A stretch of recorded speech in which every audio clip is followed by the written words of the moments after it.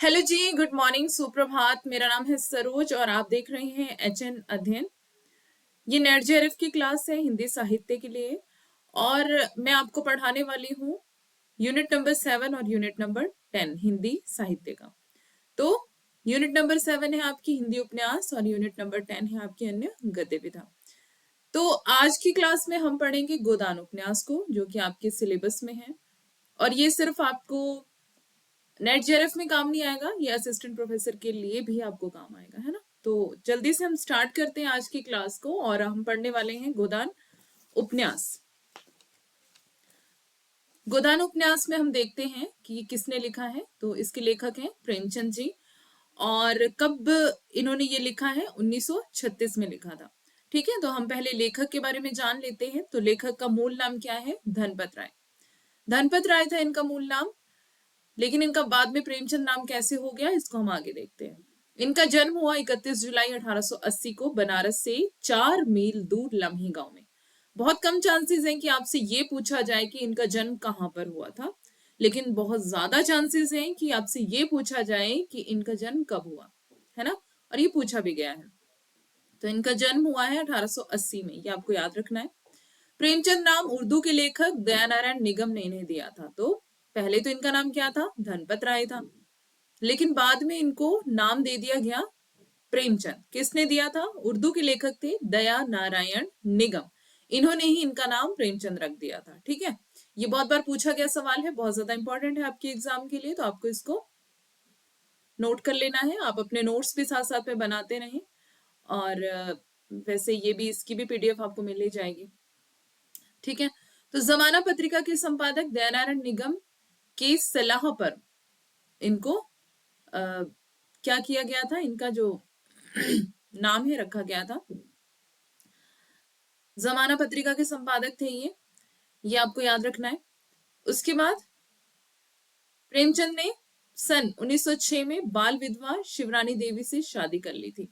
तो 1906 में इन्होंने शादी की थी। इनकी पत्नी का नाम था शिवरानी देवी। ठीक है, इन्होंने इनकी जीवनी भी लिखी है, वो हम आगे चल करके देखेंगे।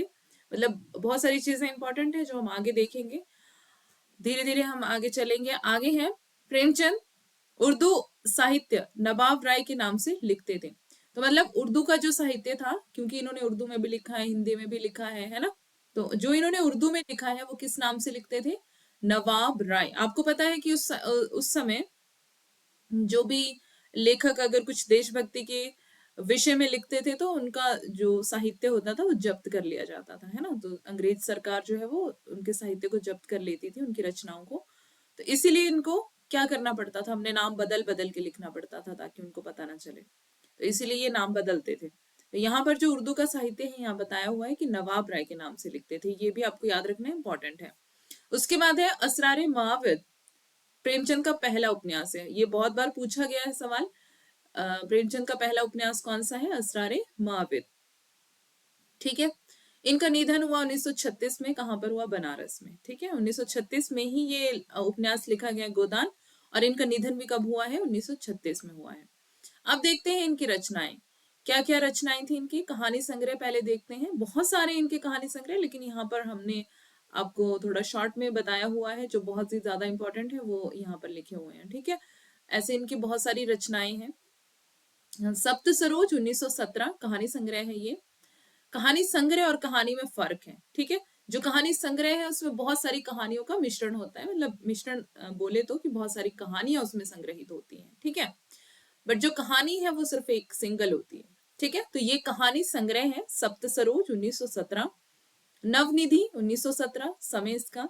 प्रेम पूर्णिमा 1918 और प्रेम पच्चीसी 1923, प्रेम प्रसून 1924, प्रेम द्वादशी 1926, प्रेम प्रतिमा 1926, प्रेम प्रतिज्ञा 1929, प्रेम चतुर्थी 1929, प्रेम कुंज 1930 और कफन 1936। अब ये सारे क्या है? सीक्वेंस में दिए हुए हैं। ठीक है, और सीक्वेंस आपसे पूछा जाता है पेपर में। ठीक है, तो ये भी आपको क्या करना है, इनकी इनकी डेट के साथ, इनके समय के साथ आपको इनको याद करना है। प्रेमचंद की सभी कहानियां मानसरोवर के 8 भागों में संकलित है। तो मानसरोवर के 8 भागों में संकलित है इनकी सारी कहानियां। देखते हैं हम आगे इनके उपन्यास कौन कौन से हैं। पहला है देवस्थान रहस्य 1905 में, प्रेमा 1907 में, सेवा सदन 1918, वरदान 1921, प्रेमाश्रम 1922, रंगभूमि 1925, कायाकल्प 1926, निर्मला 1927, प्रतिज्ञा 1929, गबन 1931 और कर्मभूमि 1932 और गोदान 1936। मंगलसूत्र एक इनका उपन्यास है जिसको हम लास्ट में रखते हैं क्योंकि ये अधूरा था, अपूर्ण था। ठीक है। और अमृत राय, इनके बेटे का नाम है अमृत राय। शिवरानी देवी इनकी पत्नी का नाम, प्रेमचंद जी की, और अमृत राय इनके बेटे का नाम है। तो इनके बेटे ने, अमृत राय ने, मंगलसूत्र उपन्यास को पूरा किया था और प्रेमचंद उसको अधूरा छोड़कर चले गए थे इस दुनिया से। ठीक है। तो ये सारी चीजें आपको पता होनी चाहिए। पूछा जाता है कि कौन सा उपन्यास इनका अपूर्ण है या फिर अधूरा है। ठीक है। और किसने उसको पूरा किया था ये भी पूछा जाता है।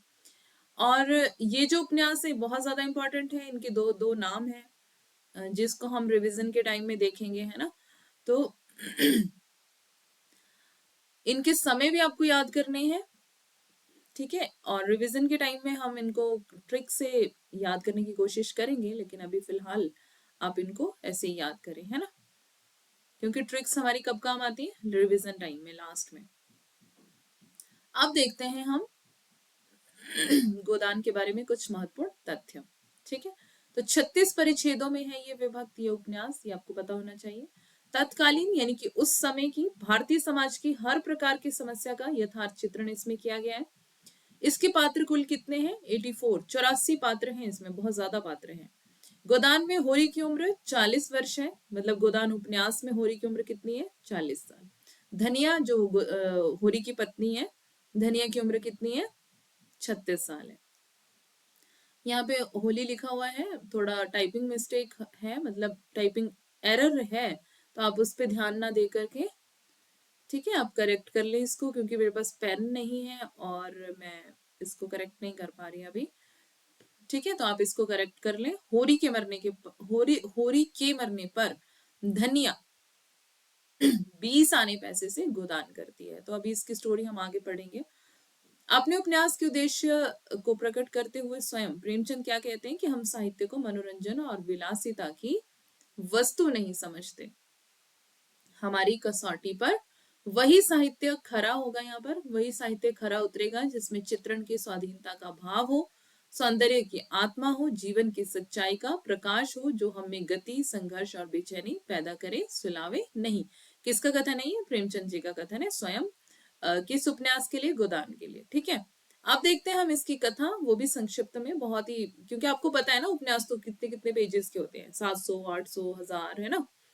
तो अभी इतने सारे पेजेस तो हम यहाँ नहीं रख सकते, ना ही आपको इतने सारे पेजेस पढ़ा सकते हैं, वरना एक साल तो उसमें निकल ही जाएगा, है ना। तो पढ़ना तो आपको खुद ही पड़ेगा, क्योंकि क्लास में ये सब पॉसिबल नहीं है कि हम बड़े बड़े उपन्यास आपको पढ़ाएं, लेकिन संक्षिप्त में हम कथा आपको बता सकते हैं ना, उसको समझा सकते हैं, उसके इंपॉर्टेंट पॉइंट्स आपको दे सकते हैं एग्जाम के लिहाज से। तो उपन्यास तो आपको खुद ही पढ़ने हैं, टेक्स्ट तो आपको खुद ही पढ़ना होता है ना। तो आगे हम इसकी कथा देखते हैं संक्षिप्त में। गोदान की कहानी होरी नामक एक गरीब किसान की है जो अपने जीवन में एक गाय प्राप्त करने का सपना देखता है। होरी एक किसान है, इसमें गरीब किसान है वो, उसके जीवन का एक सपना होता है ना। हर व्यक्ति के जीवन का कोई ना कोई सपना रहता है, वैसे ही होरी के जीवन का एक सपना था। क्या सपना था? गाय लेना, गाय खरीदना, गाय प्राप्त करना। गाय का मालिकाना गांव में समृद्धि और सम्मान का प्रतीक माना जाता था। तो अगर किसी के पास गाय होती थी उस समय में, तो क्या माना जाता था? प्रसिद्धि का प्रतीक माना जाता था, सम्मान का प्रतीक माना जाता था। इसीलिए होरी जो है गाय लेना चाह रहा था। होरी अपने परिवार की भलाई के लिए गाय की कामना करता है, लेकिन वह इसके लिए कर्ज लेने का निर्णय लेता है, जिससे वह अपने परिवार की हालत जिससे उसके परिवार की हालत और खराब हो जाती है। तो यहाँ पे क्या बता रहे हैं कि अपने परिवार की भलाई के लिए वो गाय लेना चाहता है, पर वो ले नहीं पाता क्योंकि गरीब किसान है। गरीब किसान के पास कितना ही पैसा होगा, है ना। तो फिर क्या होता है? कर्जा लेना चाह रहा है वो, कि कर्जा लेकर के गाय ले लेता हूँ, है ना। अब गरीब इंसान तो यही सोचेगा कि कर्जा लेके कुछ कर लेते हैं। फिर आगे क्या होता है? अब उससे पूरे परिवार की हालत खराब हो जाती है। कहानी में होरी के संघर्ष के अलावा उसकी पत्नी धनिया और बेटा कौन है? गोबर। यहाँ पे धनिया लिखा हुआ है, इसका आप प्लीज करेक्ट कर ले, ठीक है। यहाँ पे गोबर आएगा। तो इनके बेटे का नाम गोबर था। और गांव के अन्य पात्रों की भी झलक इसमें मिलती है। सभी पात्र समाज के विभिन्न पहलुओं का प्रतिनिधित्व करते हैं, जैसे गरीब किसान, धन कुबेर, सामंत और शोषणकारी व्यवस्था। अब देखते हैं इसमें संवेदना क्या क्या है। सामाजिक अन्याय और शोषण दिखाया गया है इसमें, गरीबों का चक्र दिखाया गया है, मानव गरिमा और संघर्ष भी बताया गया है, परंपरा और आधुनिकता का टकराव भी इसमें दिखाया गया है। अब देखते हैं हम सारांश। उपन्यास में होरी नाम का एक किसान मेहनत मजदूरी करता है और अपने परिवार का पेट पालता है। लेकिन क्या होता है, भाग्य का मारा होरी बहुत से कर्ज के तले दब जाता है ना। फिर वह राय साहब के यहाँ भी काम करता है। कई वर्षों से होरी की एक ही लालसा होती है कि उसके घर भी एक गाय होनी चाहिए। थोड़ी टाइपिंग एरर है, इग्नोर करिएगा और आप इसको करेक्ट करिए, ठीक है। क्योंकि मैं इसको सही पढ़ रही हूँ, यहाँ पे लिखा गलत है, मतलब थोड़ा सा एरर है, हो जाती है टाइपिंग करते करते, क्योंकि बहुत सारा काम होता है। तो फिर आप क्या करें, खुद से करेक्ट कर ले, ठीक है, ताकि उसके बच्चे भी दूध और दही खा सकें। फिर एक बार सड़क पर चलते हुए होरी को अपना मित्र भोला मिल जाता है। साथ साथ ही चल रहे होते हैं वो, अगर आपने ये उपन्यास पढ़ा होगा। वरना इसकी आपको मूवी भी मिल जाएगी यूट्यूब पर, तो अगर आप उसको देखेंगे तो आपको बहुत ज्यादा अच्छे से समझ आ जाएगा, क्योंकि देख करके जो चीजें हमें समझ आती हैं वो ज्यादा अच्छे से समझ आ जाती है ना, तो देख लेना। तभी भोला बताता है कि उसके यहाँ इतनी गाय हो गई है कि उसकी देख रेख करने के लिए कोई नहीं है। भोला की पत्नी भी मर चुकी है और भोला होरी से एक दुल्हन तलाशने की बात करता है, क्योंकि वो शादी करना चाहता था।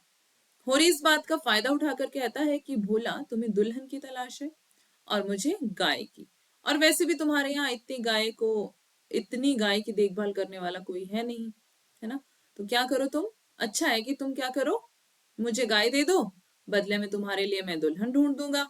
तो भोला क्या कहता है कि भोला खुश हो जाता है, क्यों, कि दुल्हन ढूंढ देगा वो मेरे लिए।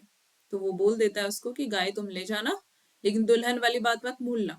तो इस तरह कई दिन बीत जाते हैं और भोला की विधवा बेटी भी है, नाम है जुनिया। गोबर से प्रेम करने लगती है वो बाद में, जब वो गाय लेने जाते हैं फिर ही उनकी मुलाकात होती है और ये दोनों प्रेम करते हैं आपस में, यानी कि झुनिया और गोबर, ठीक है। गोबर होरी का बेटा है और झुनिया जो है वो भोला की विधवा बेटी है। उसे घर से भगाने का वो विचार कर लेता है, परंतु वह डर के मारे उसे अपने घर के सामने ही छोड़कर और मां बनाकर शहर की ओर भाग जाता है। तो वो अपने घर में नहीं छोड़ता, अंदर उसको बाहर ही छोड़ के वो शहर चला जाता है। होरी की पत्नी धनिया धर्म के चलते हुए उसे बहु स्वीकार कर अपने घर पर रख लेती है, क्योंकि वैसे तो समाज बहुत विरोध करता है उसका, झुनिया का।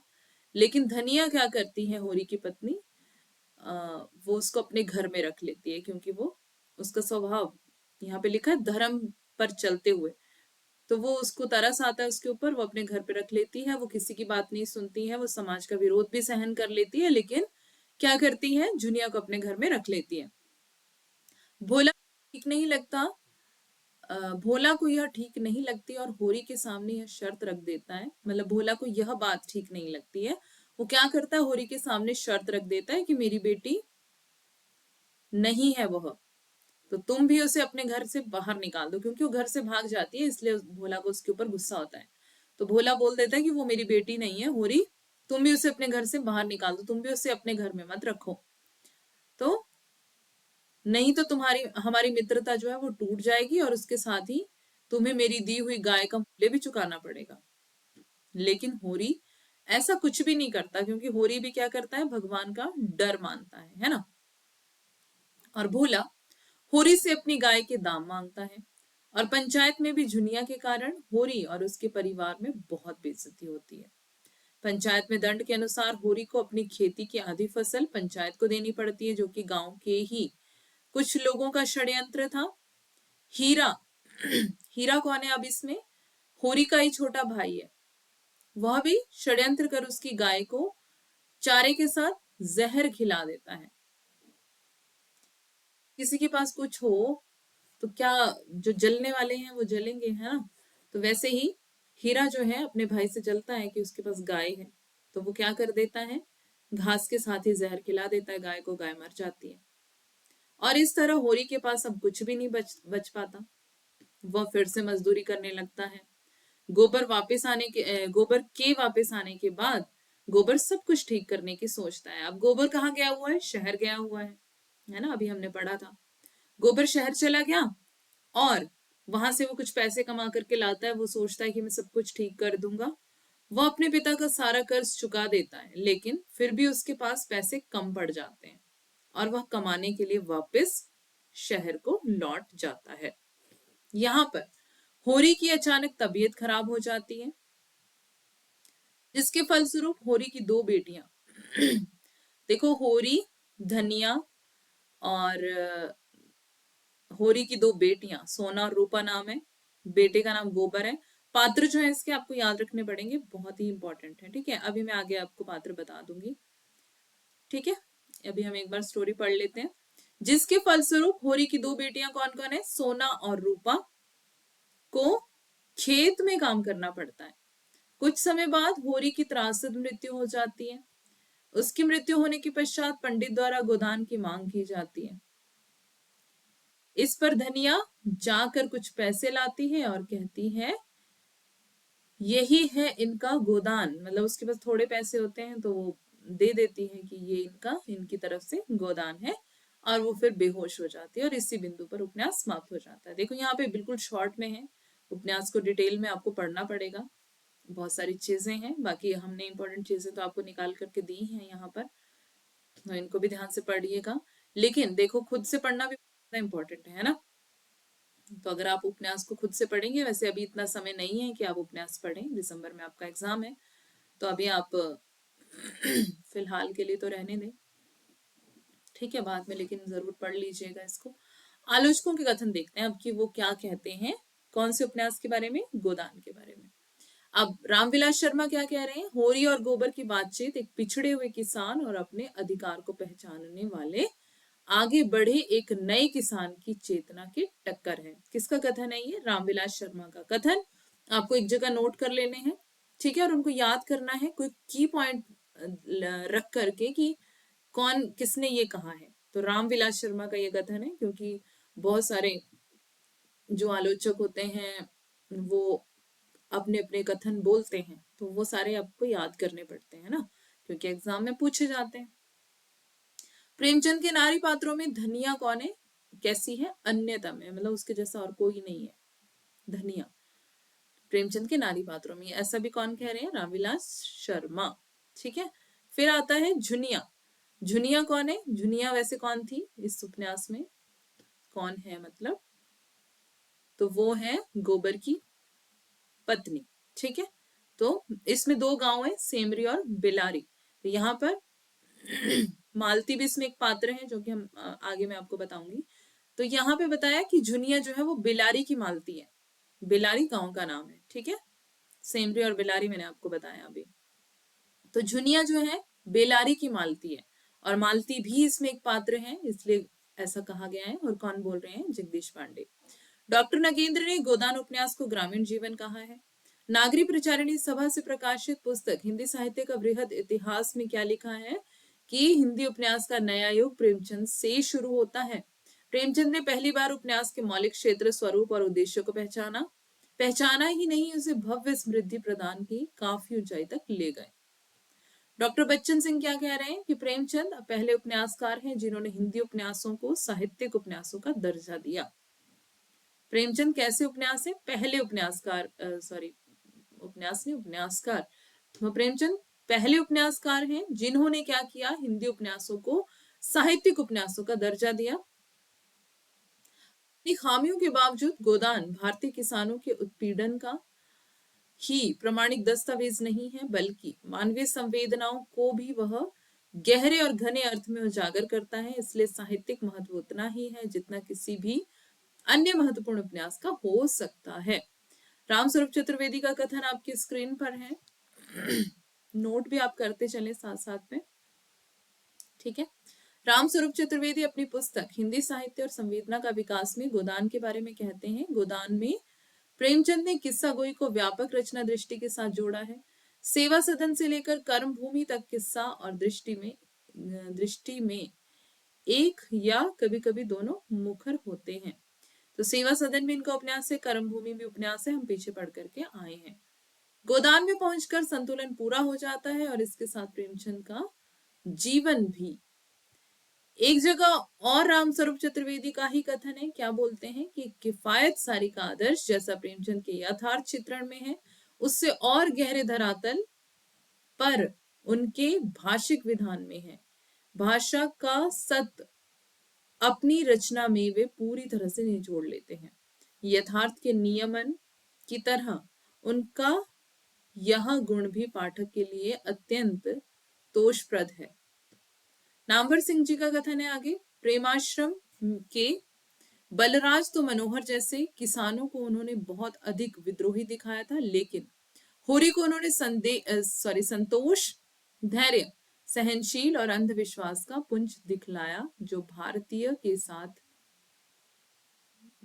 की जाती विशेषताएं हैं।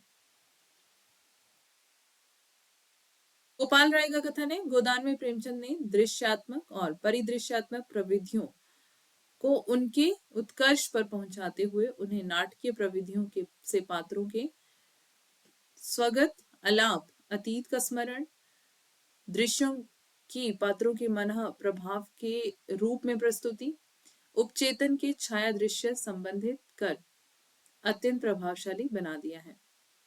आगे और भी बहुत सारे कथन हैं, पढ़ लेते हैं। डॉक्टर गोपाल राय क्या कह रहे हैं कि मालती के बारे में वो कहते हैं कि प्रेमचंद चाहते थे कि भारत की शिक्षित स्त्रियां पारिवारिक बंधन में ना पड़कर पुरुषों की देश सेवा के लिए प्रेरणा दें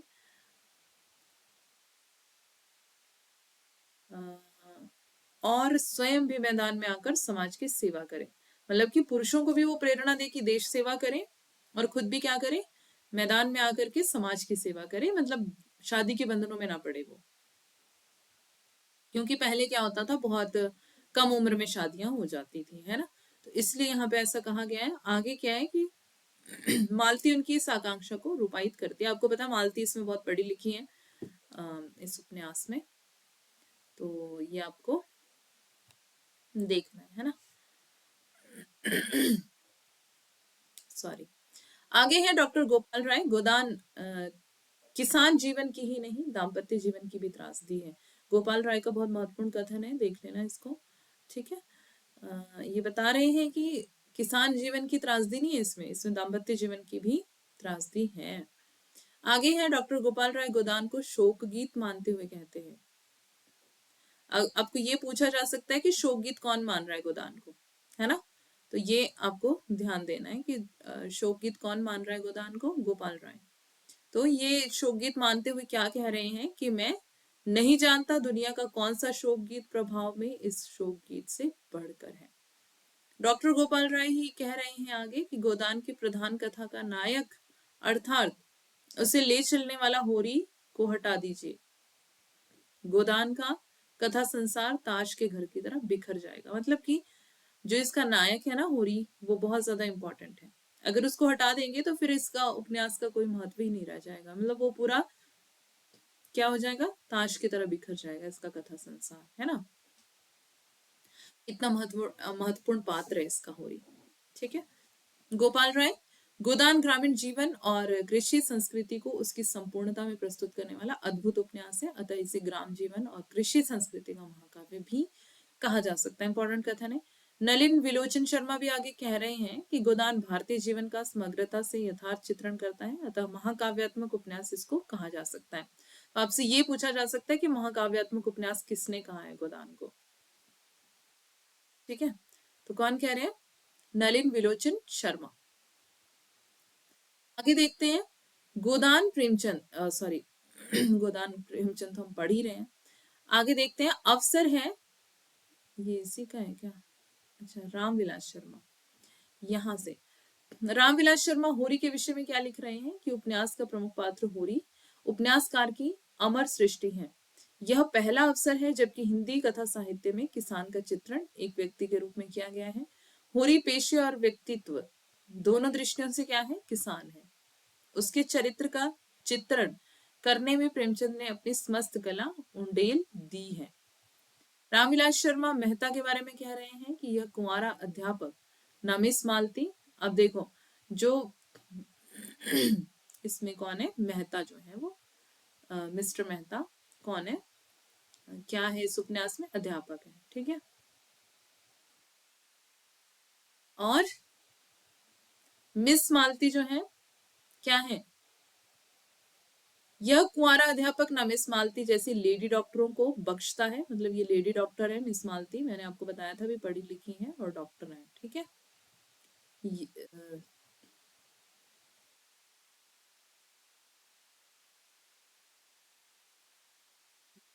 डॉक्टर है मालती, ठीक है, ये आपको नोट करना है। यहाँ पे है, यह कुंवारा अध्यापक न मिस मालती जैसी लेडी डॉक्टरों को बख्शता है और न राय साहब जैसे रईसों को। यह उन बुद्धिजीवियों में से है जो जनता से प्रेम करते हैं। अब आपको पूछा जा सकता है जनता से कौन प्रेम करता है इस उपन्यास में, तो कौन है, मिस्टर मेहता, ठीक है। तो ये उन बुद्धिजीवियों में है जो क्या करते हैं, जनता से प्रेम करते हैं और उनके शोषकों से घृणा करते हैं, लेकिन जिनकी सहानुभूति और घृणा ने अभी सक्रिय रूप नहीं लिया था, ठीक है। कथन किसका है ये आपको देख लेना है। कथन है रामविलास शर्मा जी का। डॉक्टर रामविलास शर्मा का एक और कथन है राय साहब के बारे में। राय साहब के व्यक्तित्व का विश्लेषण करते हुए क्या कहते हैं, राय साहब उन हिंसक पशुओं में से हैं जो गर्जने और गुर्राने के बदले मीठी बोली बोलना सीख गए हैं। तो वो मतलब हिंसक पशु हैं। हिंसक पशु कैसे होते हैं, फाड़ डालने वाले, है ना, खाने वाले, फाड़ डालने वाले। तो राय साहब भी वैसे ही है ना। एक जगह तो बोलते हैं रंगे सियार है राय साहब, ओके। तो ये सारी चीजें हम देखेंगे बाद में। तो यहाँ पर क्या है, रंगे सियार क्या होता है, रंग बदलने वाला, है ना, दिखता कुछ और है होता कुछ और है। तो यहाँ पर भी यही बताया गया है कि राय साहब उन हिंसक पशुओं में से हैं जो गर्जने और गुर्राने के बदले क्या करते हैं, गरजते गुर्राते नहीं है, क्रोधित होकर नहीं बोलते हैं, लेकिन मीठी बोली बोलते हैं, मीठी बोली बोलना सीख गए हैं। शिकार तो अपनी जान से हाथ धोता ही है, लेकिन मीठी बोली सुनता हुआ। अब जो इनका शिकार हो जाता है वो क्या करता है, अपनी जान तो खो ही देता है, लेकिन जान कैसे गंवाता है वो, मीठी बोली सुन करके, ऐसे नहीं कि क्रोध में आकर के, है ना। तो ये रामविलास शर्मा किसके बारे में बोल रहे हैं, राय साहब के बारे में। आगे पढ़ते हैं हम। डॉक्टर रामविलास शर्मा धनिया को प्रेमचंद की अद्भुत मानते हुए लिखते हैं, सॉरी, धनिया धनिया को, है ना, अद्भुत मानते हुए लिखते हैं कि सेवा और त्याग की देवी, जबान की तेज पर मोम जैसा हृदय। अब देखो, बोलने में तो वो बहुत तेज थी, और ये आपको तब ज्यादा समझ में आएगा जब आप इसकी फिल्म देख लेंगे। थोड़ी छोटी सी होंगी वो, आधे पौने घंटे की होगी। अगर आपको टाइम मिलेगा तो उसको देख लेना, तो आपको बहुत अच्छे से समझ आएगा कि धनिया उसमें किस तरह से बोलती है, लेकिन अंदर से वो बहुत ही प्रेम हृदय वाली है, मोम का हृदय है उसका। यहाँ पे बताया भी है, त्याग की देवी, जवान से तेज है लेकिन, है ना, जीभ से तेज है, जबान से तेज है, लेकिन मोम जैसा हृदय है। पैसे पैसे के पीछे प्राण देने वाली है, पर मर्यादा रक्षा के लिए अपना सर्वस्व होम कर देने को तैयार है। होम मतलब बलिदान करने को, है ना। तो ये कौन कह रहे हैं, धनिया के विषय में रामविलास शर्मा। हजारी प्रसाद द्विवेदी हजारी प्रसाद द्विवेदी, यहाँ पे थोड़ा सा टाइपिंग एरर है तो इग्नोर प्लीज। प्रेमचंद शताब्दियों से पद दलित, अपमानित और उपेक्षित कृषकों की आवाज थे। बहुत इंपॉर्टेंट कथन है, बहुत बार पूछा गया ये वाला कथन, हजारी प्रसाद द्विवेदी का है। गुलाब राय, गोदान में गांव के चित्र आधिकारिक रूप से तथा शहर के चित्र प्रासंगिक रूप से आए हैं। तो गांव के चित्र कैसे आए हैं, आधिकारिक रूप से, और शहर के चित्र कैसे आए हैं, प्रसंग के रूप में। उसके बाद आते हैं शांति प्रद्वेदी पर। ये क्या कह रहे हैं कि इस उपन्यास का वृहत शरीर जिस देहाती जीवन के मेरुदंड पर खड़ा है, उसको प्रचुरता और विदग्धता को देखते हुए इतर प्रसंग क्षेपक से लगते हैं। आचार्य नंदुलाल वाजपेयी भी कुछ कह रहे हैं, गोदान में ना तो महाकाव्य के औदात्य और उत्कर्ष का समारंभ आया है और ना ही गहनतम उच्छ्वास का तन्मयताकारी प्रभाव व्यक्त हुआ है। यह राष्ट्रीय प्रतिनिधि उपन्यास की उन शर्तों को पूरा नहीं करता जैसे टॉल्स्टॉय का वारंट पीस। नंदुलाल वाजपेयी का कथन है। डॉक्टर नलिन विलोचन शर्मा क्या कह रहे हैं, गोदान कृषि संस्कृति का शोक गीत न होकर करुणा महाकाव्य है। अब आपको ये भी याद रखना है कि शोक गीत कौन कह रहा है इसको, और ये भी याद रखना है कि शोक गीत ना होकर करुणा महाकाव्य कौन कह रहा है। तो आप अपने नोट साथ में बनाते चलेंगे, आपको याद हो जाएगा। ठीक है, आप देखते हैं पात्रों का परिचय। ग्रामीण पात्र पहले इसमें देखते हैं। मैंने आपको बताया इसमें ग्रामीण पात्र भी हैं, शहरी पात्र भी हैं, है ना। तो एक जगह मुझे याद नहीं आ रहा अभी कि कौन कह रहे हैं, कौन कहते हैं कि अगर इसमें इस उपन्यास में शहरी पात्र नहीं भी होते तो भी ये उपन्यास अच्छा होता, चल जाता, है ना। तो शहरी पात्र जो है वो मतलब एक्स्ट्रा ही आए हैं इसमें, क्योंकि इसमें बहुत ज्यादा पात्र हैं, 84 पात्र हैं, बहुत ज्यादा लंबी दुनिया है। तो शहरी पात्र जो है वो नहीं भी होते उपन्यास में तो भी ये उपन्यास अच्छा चलता। तो यहाँ पर ग्रामीण पात्रों को पहले देख लेते हैं, फिर शहरी पात्रों को देखेंगे। होरी है इसमें जो उपन्यास का मुख्य पात्र है, बेलारी गांव से है। ठीक है, इसमें दो गांव मैंने आपको बताए, बेलारी और सेमरी। ठीक है, सेमरी जो है वो शहर है, स से सेमरी, स से शहर आपको याद रख लेना है। ठीक है, और बेलारी जो है वो गांव है, तो गांव के पात्र हैं। तो उपन्यास जो है, होरी जो है इस उपन्यास में मुख्य पात्र है, जो किसान है, वो कहाँ का है, बेलारी गांव का है। ठीक है, और गाय की लालसा रखता है तथा उसके ही परिणाम स्वरूप दुर्दशा सहता है, अंत में उसकी मृत्यु हो जाती है। धनिया है जो होरी की पत्नी है, अक्सर जल्दी से गुस्सा करती है और जल्दी ही पिघल भी जाती है।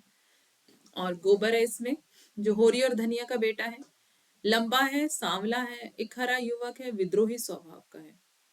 सोना जो है वो होरी और धनिया की बड़ी बेटी है। सोना और रूपा दो बेटियां हमने अभी देखी थी पीछे।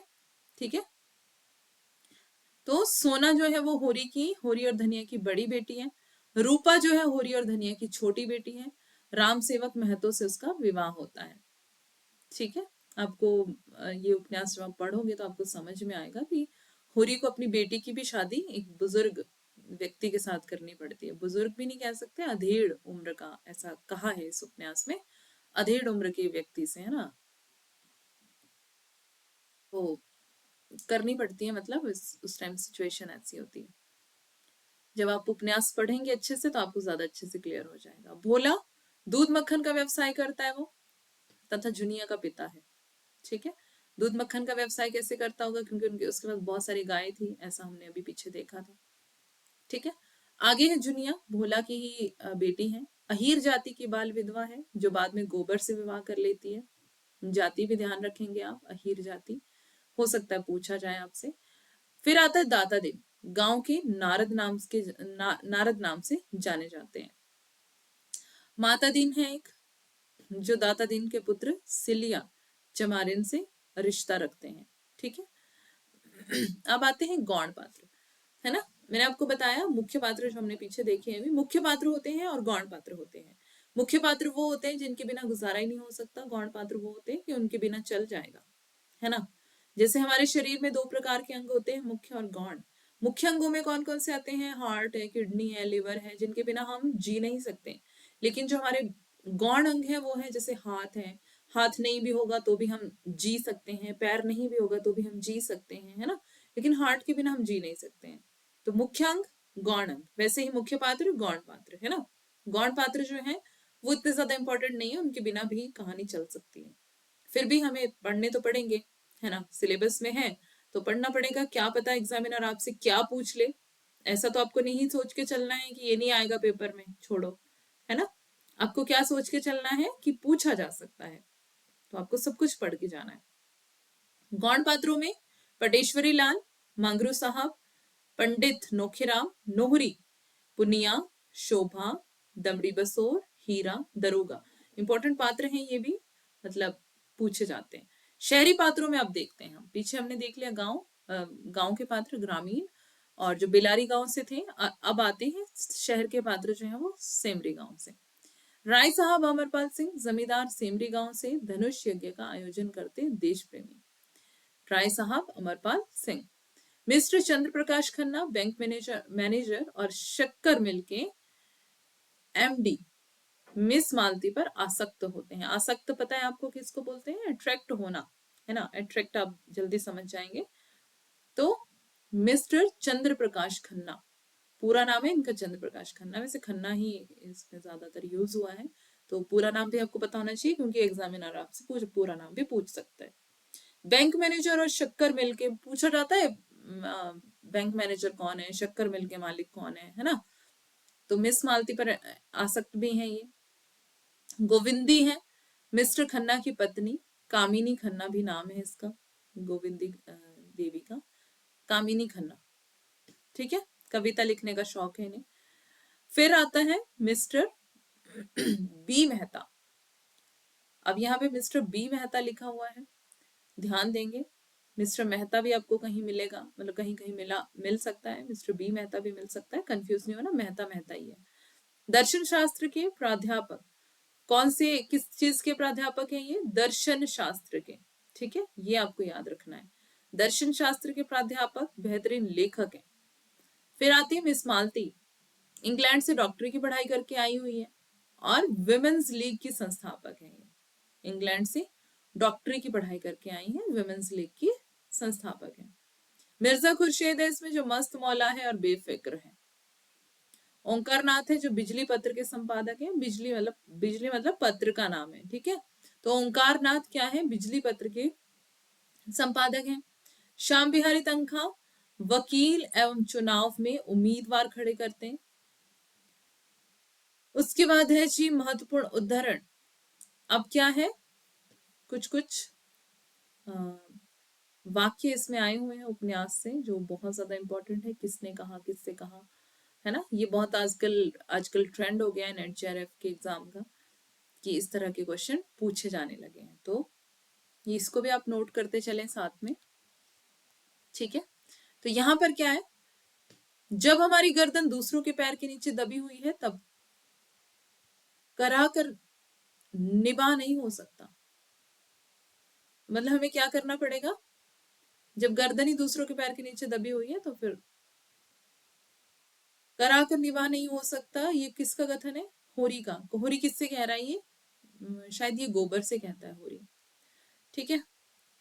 जब दूसरों के पांव तले अपनी गर्दन दबी हो तो उन पांव को सहलाने में ही कुशल। ये पूरा कथन है, ये एक ही कथन है लेकिन ये अलग अलग तरह से लिखा गया है, तो देख लेना, ठीक है। मतलब एक में ही है ये, तो दो अलग अलग तरह से लिखा गया है। पूछने वाला एग्जामिनर किसी भी तरीके से आपसे पूछ सकता है, तो आपको हर सिचुएशन के लिए तैयार रहना है।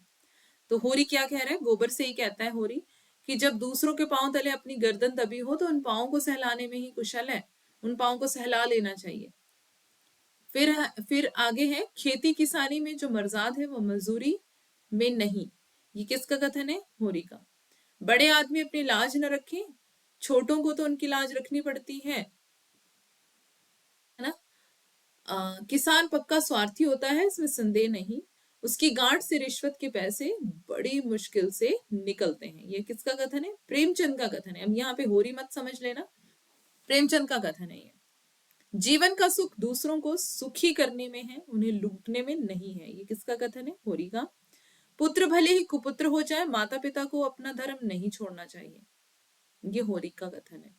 विपन्नता के इस अथाह सागर में सुहाग ही वह तृण था जिसे पकड़े हुए वो सागर को पार कर रही थी। प्रेमचंद कह रहे हैं किसके लिए? धनिया के लिए, क्योंकि जब होरी की मृत्यु हो जाती है तब। वैवाहिक जीवन के प्रभात में लालसा अपनी गुलाबी मादकता के साथ होती है और हृदय के सारे आकाश को अपने माधुर्य की सुनहरी किरणों से रंजित कर देती है। प्रेमचंद का कथन है ये भी। तुम हमें बड़ा आदमी समझते हो, हमारे नाम बड़े हैं, दर्शन छोटे। बड़े आदमियों की ईर्ष्या और बैर केवल आनंद के लिए है। हम इतने बड़े आदमी हो गए हैं कि हम नीचता और कुटिलता में ही निस्वार्थ और परम आनंद मिलता है। तो क्या बोल रहे हैं कि हम इतने बड़े आदमी हो गए हैं कि हमें नीचता और कुटिलता में ही निस्वार्थ और परम आनंद मिलता है। ये राय साहब अमरपाल सिंह कह रहे हैं। बहुत जल्द हमारे वर्ग की हस्ती मिट जाने वाली है। मैं उस दिन का स्वागत करने को तैयार बैठा हूँ। ईश्वर वह दिन जल्द लाए। वह हमारे उद्धार का दिन होगा। हम परिस्थितियों के शिकार बने हुए हैं, ये राय साहब अमरपाल सिंह कह रहे हैं। किसी को भी दूसरे के श्रम पर मोटे होने का अधिकार नहीं है। उपजीवी होना घोर लज्जा की बात है। कर्म करना प्राणी मात्र का धर्म है, ये राय साहब अमरपाल सिंह कह रहे हैं। अपनी मेहरिया को सारे गांव के सामने लतियाने से इसकी इज्जत नहीं। जिसकी बाह पकड़ कर लाया उसे मारकर बहादुर न कहलाएगा, धनिया कह रही है। जेल जाने से सुराज ना मिलेगा, सुराज मतलब स्वराज। जेल जाने से सुराज ना मिलेगा, सुराज किससे मिलेगा? न्याय से, ये धनिया का कथन है। पति जब मर रहा हो तो उससे कैसा बैर, ऐसी दशा में तो बैरियों से भी बैर नहीं रहता, वह तो अपना पति है, ये धनिया कह रही है। पूस की यह ठंड और किसी की देह पर लत्ता नहीं, लत्ता मतलब कपड़ा नहीं, ले जाओ सबको नदी में डुबो दो, सिसक सिसक कर मरने से तो एक दिन मर जाना फिर अच्छा है, धनिया कह रही है। धनिया की लड़ाई किससे ज्यादातर होती थी? वो होरी को ही ज्यादातर कहती थी, लेकिन कहती तो औरों को भी थी, लेकिन होरी से ज्यादातर उसकी बातचीत चलती थी। यह सब मन को समझाने की बातें हैं, भगवान सबको बराबर बनाते हैं। यहाँ जिसके हाथ में लाठी है वो गरीबों को कुचलकर बड़ा आदमी बन जाता है, गोबर कह रहा है। मजूरी करना कोई पाप नहीं है, मजूरी मतलब मजदूरी। मजूर बन जाए तो किसान हो जाता है, किसान बिगड़ जाए तो मजदूर हो जाता है, ये होरी धनिया से कह रहे हैं। ठीक है। कैसी चाकरी और किसकी चाकरी, यहाँ कोई किसी का चाकर नहीं, सभी बराबर हैं, ये गोबर कह रहे हैं, क्योंकि गोबर की सोच कैसी थी? थोड़ी मॉडर्न टाइप है ना।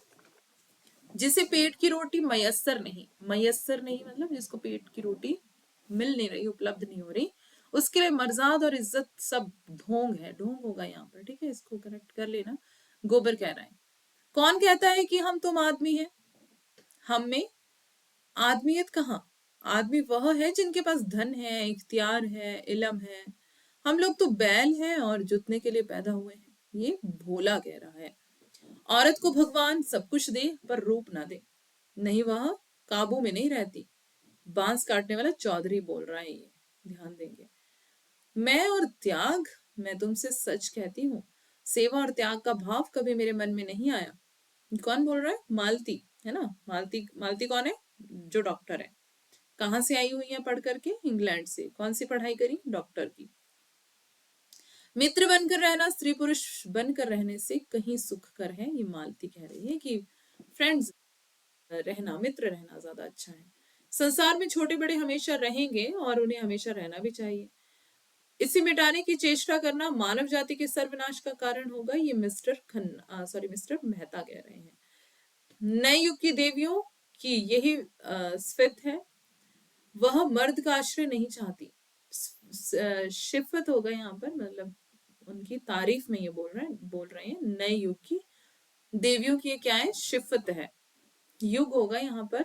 ठीक है, चुग लिखा हुआ है और मेरे पास पेन नहीं है, नहीं तो मैं आपको करेक्ट करते चलती, बस आप खुद से इसको ध्यान देना है ना।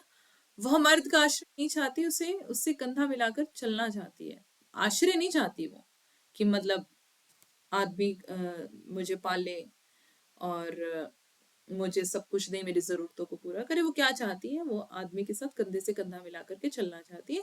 ये मिस्टर मेहता का कथन है, ध्यान देंगे। ये मालती का कथन नहीं है, यहाँ पर कंफ्यूज मत हो जाना। ठीक है, मिस्टर मेहता का कथन है। कुछ बातें उसमें ऐसी हैं कि अगर तुम में होती तो तुम सचमुच देवी हो जाती, ये मिस्टर मेहता कह रहे हैं आदिवासी युवती के संदर्भ में मालती से।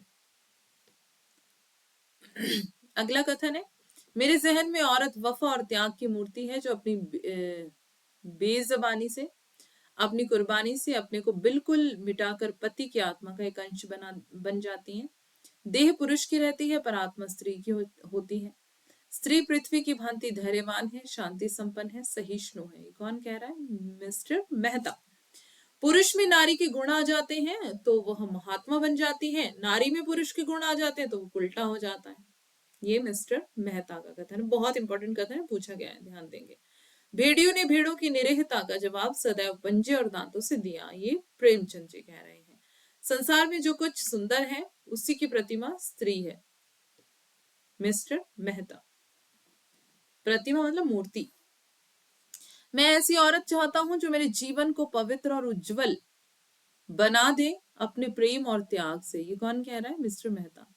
प्रेम जब आत्मसमर्पण का रूप ले लेता है तो भी ब्याह है, सॉरी तभी ब्याह है, उसके पहले अय्याशी है। प्रेम जब क्या कर लेता है? आत्मसमर्पण का रूप ले लेता है जब, तभी क्या होता है? ब्याह, यानी कि शादी। उससे पहले क्या है? अय्याशी है, मिस्टर मेहता कह रहे हैं। संसार में स्त्रियों का क्षेत्र पुरुषों से बिल्कुल अलग है। स्त्रियों का पुरुषों के क्षेत्र में आना इस युग का कलंक है, ये मिस्टर मेहता का कथन है। स्त्री पुरुष से सॉरी स्त्री पुरुष से उतनी ही श्रेष्ठ है जितना प्रकाश अंधेरे से, मिस्टर मेहता स्त्रियों की तारीफ में। वोट नए युग का माया जाल है, मरीचिका है, कलंक है, धोखा है, उसके चक्कर में पड़कर आप ना इधर की होंगी ना उधर की, मिस्टर मेहता बोल रहे हैं। रोटियां ढाल बनकर अधर्म से हमारी रक्षा करती हैं, प्रेमचंद। नारी केवल माता है और इसके उपरांत वह जो कुछ है वह सब मातृत्व का उपक्रम मात्र। मातृत्व संसार की सबसे बड़ी साधना, बड़ा त्याग और सबसे महान विजय है। किसका कथन है? मिस्टर मेहता का। मैं भूल की चिंता नहीं करता, भविष्य की परवाह नहीं करता, मेरे लिए वर्तमान ही सब कुछ है, मिस्टर मेहता कह रहे हैं। मुक्त भोग आत्मा के विकास में बाधक नहीं होता, मिस्टर मेहता कह रहे हैं। प्रेम सीधी सादी गऊ नहीं, खूंखार शेर है जो अपने शिकार पर किसी भी आंख को पड़ने नहीं देता, मेहता मालती से कह रहा है। विवाह को मैं सामाजिक समझता हूँ और उसे तोड़ने का अधिकार ना पुरुष को है ना स्त्री को। विवाह को तोड़ने का अधिकार किसको है? किसी को भी नहीं, ना पुरुष को ना स्त्री को। ठीक है, कौन कह रहा है? मिस्टर मेहता। ओके जी, आगे चलते हैं। मिस्टर मेहता किसानों की निर्धनता, दयनीय जीवन पर व्यक्त करते हैं। इनका देवत्व ही इनकी दुर्दशा का कारण है। काश ये आदमी ज्यादा और देवता कम होते तो यूं ना ठुकराए जाते।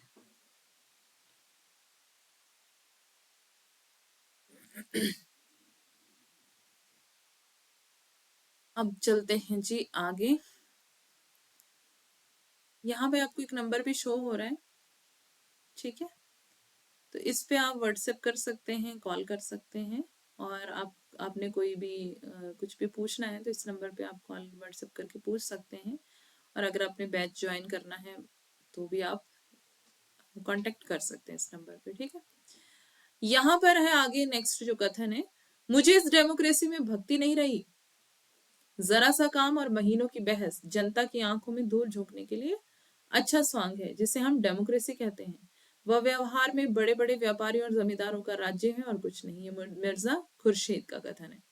जीवन का सुख दूसरों को सुखी करने में है, उन्हें लूटने में नहीं है। मेरे विचार में तो पीड़क होने से पीड़ित होना कहीं श्रेष्ठ है।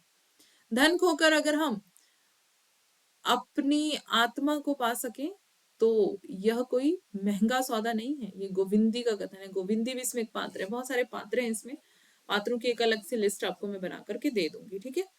मोटे वह होते हैं जिन्हें ना ऋण का सोच होता है। ऋण लिखा है यहाँ पर तो ऋण ही है इसमें उपन्यास में लिखा हुआ।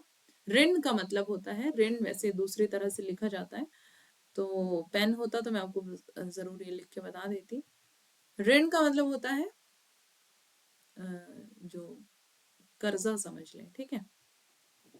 मोटे वह होते हैं जिन्हें ना ऋण का सोच होता है, मतलब ना ऋण की टेंशन होती है, ना कर्जे की टेंशन होती है, और ना इज्जत की। इस जमाने में मोटा होना बेहयाही है। 100 को दुबला करके तब एक मोटा होता है, और ऐसे मोटेपन में क्या सुख? सुख तो तब है कि सभी मोटे हो। ये होरी किससे कह रहा है? हीरा से। होरी का भाई है हीरा, ठीक है। उसके बाद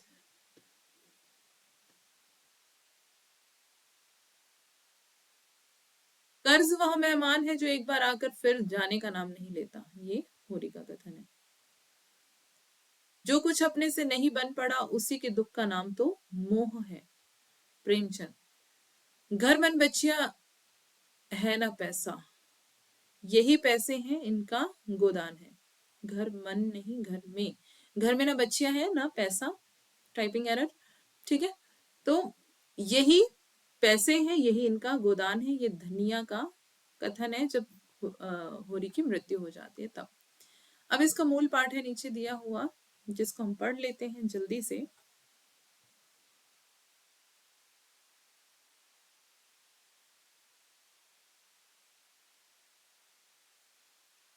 एक मिनट वेट करिएगा।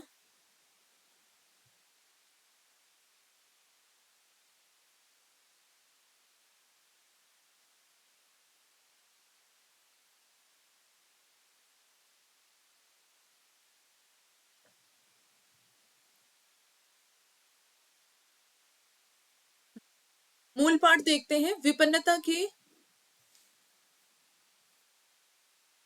के इस अथाह सागर में सुहाग ही वह तृण था जिसे पकड़े हुए वो सागर को पार कर रही थी। इन असंगत शब्दों ने यथार्थ के निकट होने पर भी मानो झटका देकर उसके हाथ से वह तिनके का सहारा छीन लेना चाहा। आपको पता है ये वाला कथन अभी हमने ऊपर पढ़ा था, जो कि प्रेमचंद ने कहा था, है ना। तो ये आपको याद रहना चाहिए कि किसने कहा है। तो वो सहारा था, है ना, मानो झटका देकर उसके हाथ से वो तिनके का सहारा भी छीन लेना चाहा, बल्कि यथार्थ के निकट होने के कारण ही उनमें इतनी वेदना शक्ति आ गई थी। काना कहने से काने को जो दुख होता है वह क्या दो आंखों वाले आदमी को हो सकता है। तू जो बात नहीं समझती उसमें टांग क्यों अड़ाती है भाई। मेरी लाठी दे दे और अपना काम देख। यह इसी मिलते जुलते रहने का प्रसाद है कि अब तक जान बची हुई है, नहीं कहीं पता ना लगता किधर गए। गांव में इतने आदमी तो हैं, किस पर बेदखली नहीं आई, किस पर कुड़की नहीं आई। कुड़की आपको पता है ना, जब जमीन की होती है वो। दूसरे के पांव तले अपनी गर्दन दबी हुई है तो उन पांव को सहलाने में ही कुशल है। ये वाला कथन अभी हमने ऊपर पढ़ा था, ठीक है। किसका है? होरी का। आगे है, धनिया इतनी व्यवहार कुशल ना थी। उसका विचार था कि हमने जमींदार के खेत जोते हैं, होना था यहाँ पे जोते हैं, ठीक है। तो वह अपना लगान ही तो लेगा, उसकी खुशामद क्यों करें, उसके तलवे क्यों सहलाएं। यद्यपि अपने विवाहित जीवन के इन 20 वर्षों में उसे अच्छी तरह अनुभव हो गया था कि चाहे कितनी ही कतर ब्योत करो, कितना ही पेट तन काटो, चाहे एक एक कौड़ी को दांत से पकड़ो, मगर लगान बेबाक होना मुश्किल है, मतलब लगान चुकाना मुश्किल है। फिर भी वह हार नहीं मानती थी और इस विषय पर स्त्री पुरुष में आए दिन संग्राम छिड़ा रहता था। उसकी 6 संतानों में अब केवल 3 जिंदा हैं। एक लड़का गोबर, कोई 16 साल का। ध्यान देंगे, गोबर कितने साल का है? 16 साल का। ये पूछा गया सवाल है कि गोबर कितने साल का है उपन्यास में। तो 16 साल का। और 2 लड़कियां सोना और रूपा 12 और 8 साल की, ठीक है। तो सोना जो है 12 साल की, रूपा 8 साल की, ठीक है। 3 लड़के बचपन में ही मर गए थे। उनका मन आज भी कहता था अगर उनकी दवा दारू होती तो वे बच जाते, है ना। तो ये बोलती भी है धनिया की दवा दारू होती तो बच जाते वो। दवा दारू तो इलाज हुआ होता उनका, तो क्योंकि गरीबी के कारण तो इलाज भी नहीं हो पाता। पर वह एक धेले की दवा भी नहीं मंगवा सकती थी। होरी कंधे पर लाठी रखकर घर से निकला तो धनिया द्वार पर खड़ी उसे देखकर देर तक देखती रही। उसके इस निराश मरे शब्दों ने धनिया के चोट खाए हुए हृदय में आतंकमय कंपन सा डाल दिया था। वह जैसे अपने नारित्व से के संपूर्ण तप और व्रत से अपने पति को अभय दान दे रही थी। उसके अंतःकरण से जैसे आशीर्वादों का व्यूह सा निकलकर होरी को अपने अंदर छिपाए लेता था। इस व्यवहार का वह आदि था। कृषक के जीवन का तो यह प्रसाद है। भोला के साथ वह छल कर रहा था और यह व्यापार उसकी मर्यादा के अनुकूल था। अब भी लेन देन में उसके लिए लिखा पढ़ी होने और ना होने में कोई अंतर ना था। सूखे बूढ़े की विपदाएं उसके मन को भी भीरू बनाए रहती थी। ईश्वर का रौद्र रूप सदैव उसके सामने रहता था, पर यह छल उसकी नीति में छल ना था। यह केवल स्वार्थ सिद्धि थी और यह कोई बुरी बात ना थी। इस तरह का छल तो वह दिन रात करता रहता था। घर में 2-4 रुपए पड़े रहने पर भी महाजन में महाजन के सामने कस्में खा जाता था कि एक पाई भी नहीं है। सन को कुछ गीला कर देना और रुई में कुछ बिनौले भर देना उसकी नीति में जायज था। किसान पक्का स्वार्थी है, इसमें संदेह नहीं। उसकी गांठ से रिश्वत के पैसे बड़ी मुश्किल से निकलते हैं, ये भी हमने देखा था अभी प्रेमचंद का कथन। भाव ताव में भी वह चौकस होता है। ब्याज के एक एक पाई छुड़ाने के लिए वह महाजन की घंटों चिरौरी करता है। जब तक पक्का विश्वास न हो जाए वह किसी के फुसलाने में नहीं आता, लेकिन उसका संपूर्ण जीवन प्रकृति से स्थायी सहयोग है। वृक्षों में फल लगते हैं, उन्हें जनता खाती है। खेती में अनाज होता है, वह संसार के काम आता है। गाय के थन में दूध होता है, वह खुद पीने नहीं जाती, दूसरे ही पीते हैं। मेघों से वर्षा होती है, उससे पृथ्वी तृप्त होती है। ऐसी संगति में कुत्सित स्वार्थ के लिए कहाँ स्थान। होरी किसान या और किसी के जलते हुए घर में हाथ सेकना उसने सीखा ही ना था। तो होरी ऐसा किसान था कि वो स्वार्थी नहीं था, किसी के जलते हुए घर में हाथ नहीं सेकता था। संपत्ति और सहृदयता में बैर है। हम भी दान देते हैं, धर्म करते हैं, लेकिन जानते हो क्यों? केवल अपने बराबर वालों को नीचा दिखाने के लिए। हमारा दान और धर्म कोरा अहंकार है, विशुद्ध अहंकार। गरीबों में अगर ईर्ष्या या बैर है तो स्वार्थ के लिए या पेट के लिए। ऐसी ईर्ष्या और बैर को मैं क्षम्य समझता हूँ। क्षम्य वाला क्षमा पाने के लायक। हमारे मुंह की रोटी कोई छीन ले तो उसके गले में उंगली डालकर निकालना हमारा धर्म हो जाता है। अगर हम छोड़ दें तो देवता है। बड़े आदमियों की ईर्ष्या और बैर केवल आनंद के लिए है। मतलब जो बड़े आदमी है, अमीर आदमी है, अगर वो ईर्ष्या बैर करते हैं तो आनंद के लिए करते हैं, पर जो गरीब करते हैं वो पेट के लिए करते हैं। हम इतने बड़े आदमी हो गए हैं कि हमें नीचता और कुटिलता में ही निस्वार्थ और परमानंद मिलता है। हम देवतापन के उस दर्जे पर पहुंच गए हैं जब हमें दूसरों के रोने पर हंसी आती है। वैवाहिक जीवन के प्रभात में अपनी गुलाबी मादकता के साथ उदय होता है और हृदय के सारे आकाश को अपने माधुर्य की सुनहरी किरणों से रंजित कर देता है। फिर मध्याह्न का प्रखर ताप आता है, क्षण क्षण पर बगुले उठते हैं और पृथ्वी कांपने लगती है। लालसा का सुनहरा आवरण हट जाता है और वास्तविकता अपने नग्न रूप में सामने आ खड़ी होती है।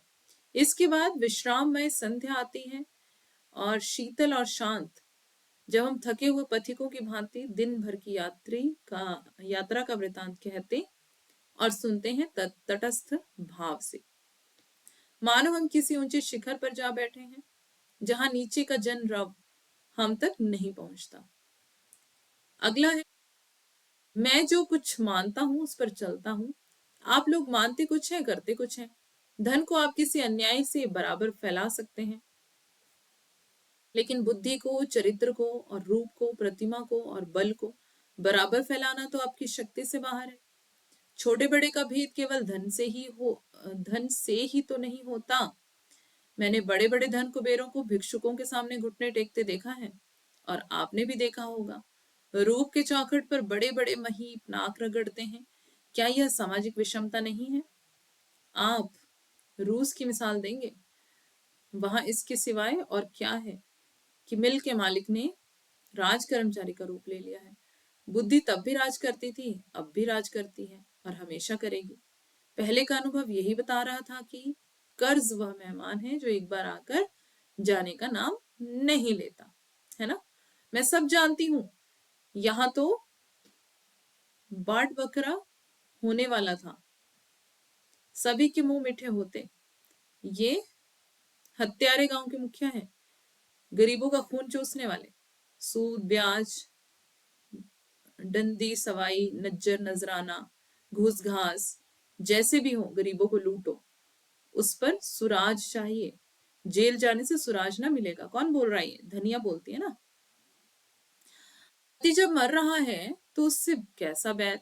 ऐसी दशा में तो बैरियों से भी बैर नहीं रहता। वह तो अपना पति है, लाख बुरा हो, पर उसी के साथ जीवन के 25 साल कटे हैं। सुख किया है तो उसी के साथ, दुख भोगा है तो उसी के साथ। अब तो चाहे वो अच्छा है या बुरा, अपना है। हमको कल प्रतिष्ठा इतनी प्यारी नहीं है महाराज कि उसके पीछे एक जीव की हत्या कर डालते, है ना। ये कौन बोल रहा है? धनिया ही बोल रही है।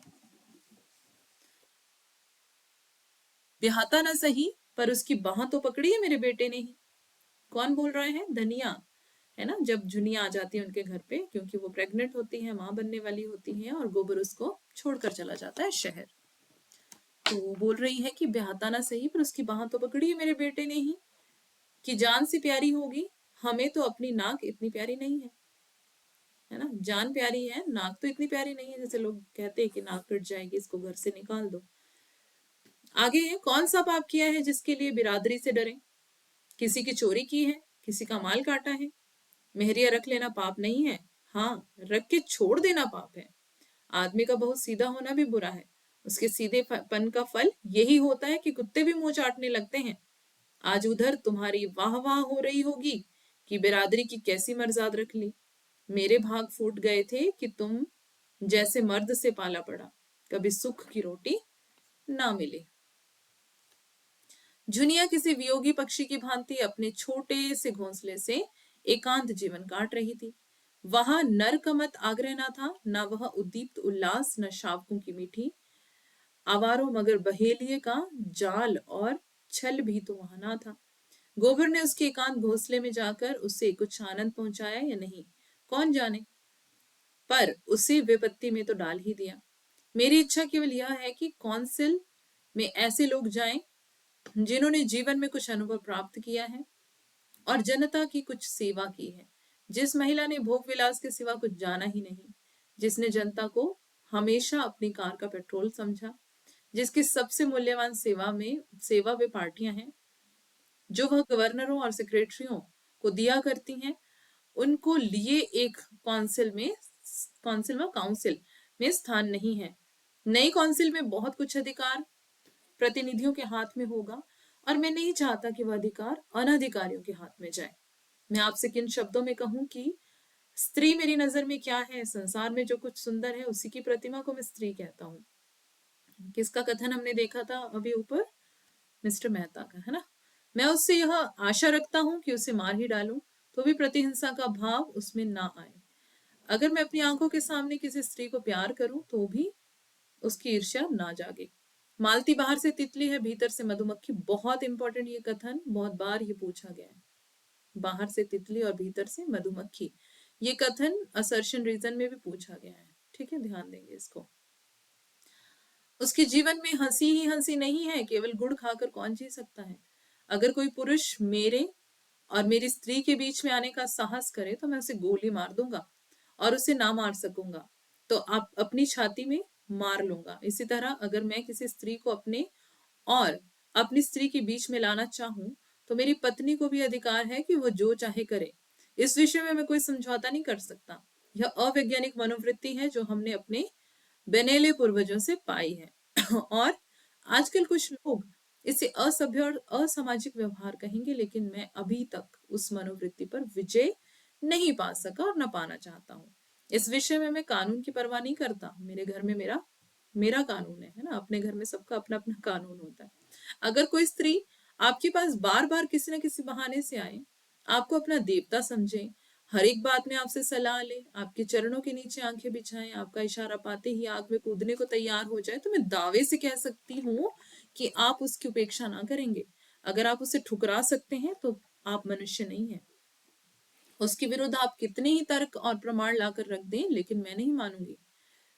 क्या आप समझते हैं कि आपको छोड़कर और सभी गधे हैं जो निस्वार्थ भाव से आपका घाटा पूरा करते हैं? निकालिए अपनी बही और बतलाइए अब तक आपको मेरी रियासत में कितना मिल चुका है। मुझे विश्वास है हजारों की रकम निकलेगी। अगर आपको स्वदेशी स्वदेशी चिल्लाकर विदेशी दवाओं और वस्तुओं का विज्ञापन छापने में शर्म नहीं आती, तो मैं अपने असामियों से डांट, तावान और जुर्माना लेते क्यों शर्माऊं? यह ना समझिए कि आप ही किसानों के हित का बीड़ा उठाए हुए हैं। मुझे किसानों के साथ जलना मरना है। मुझसे बढ़कर दूसरा उनका हितेच्छु मतलब हित की इच्छा रखने वाला नहीं हो सकता। लेकिन मेरी गुज्जर कैसे हो, मतलब गुजारा। तो तो आप समझते होंगे जमींदार और ताल्लुकदार सारे संसार का सुख भोग रहे हैं, उनकी असली हालत का आपको जान ज्ञान नहीं है। अगर वह धर्मात्मा बनकर रहे तो उनका जिंदा रहना मुश्किल हो जाए, अफसरों को डालियां ना दे तो जेल खाना घर हो जाए। हम बिच्छू नहीं है कि अनायास ही सबको डंक मारते फिरे। ना गरीबों का गला दबाना कोई बड़े आनंद का काम है, लेकिन मर्यादाओं का पालन तो करना ही पड़ता है। जिस तरह आप मेरी रईसी का फायदा उठाना चाहते हैं, उसी तरह और सभी हमें सोने की मुर्गी समझते हैं। मजूरी करना कोई पाप नहीं, मजदूर बन जाए तो किसान हो जाता है, किसान बिगड़ जाए तो मजूर हो जाता है। मजूरी करना भाग्य में ना होता तो यह सब विपत क्यों आती। ठीक है, तो ये कुछ कथन है, बहुत सारे मैंने आपको पढ़ के सुना भी दिए, बाकी आप खुद से ये पढ़ लेना। ठीक है, ये आपको इसमें दिख जाएगा, मैं इसको स्क्रॉल कर रही हूँ नीचे। ठीक है, इसमें ये सारे अगर आप पढ़ लेंगे तो आपको इसको मूल पाठ आपको समझ आ जाएगा लगभग कि क्या है और किस तरह का इसमें बातचीत है, कौन किससे क्या कह रहा है। ये आपको पढ़ना बहुत ज्यादा जरूरी है समझने के लिए, है ना। और जो जितनी भी इम्पोर्टेंट चीजें हैं, ये पिछले साल जो मतलब पिछले सालों में जो प्रश्न आए हुए हैं यहाँ पर दिए हुए हैं, इस उपन्यास से जो जो क्वेश्चन आए हुए हैं यहाँ पर दिए हुए हैं ये। ठीक है, 2022 में आए ये प्रथम पाली में, पहली शिफ्ट में, और ये सेकंड शिफ्ट में आया हुआ है ये वाला क्वेश्चन। ठीक है, और ये थर्ड क्वेश्चन है और इनके आंसर भी यहाँ पर दिए हुए हैं तीनों क्वेश्चंस के, है ना। और भी बहुत सारे क्वेश्चन हैं जो इस उपन्यास से आए हुए हैं, तो आप इसको पढ़ लेना जितना रह गया है। ठीक है, तो अभी हम क्लास को एंड करते हैं और नेक्स्ट क्लास में मिलेंगे नेक्स्ट टॉपिक के साथ, अगले उपन्यास के साथ। आई होप आपको क्लास अच्छी लगी होगी और जितना कुछ हमने पढ़ा उसको आप नोट्स बना लें और रिवीजन भी साथ साथ में करते चलें। नेक्स्ट क्लास में मिलेंगे हम और नेक्स्ट उपन्यास के साथ, है ना। तो तब तक के लिए बाय बाय, टेक केयर, पढ़ते रहें, बाय बाय।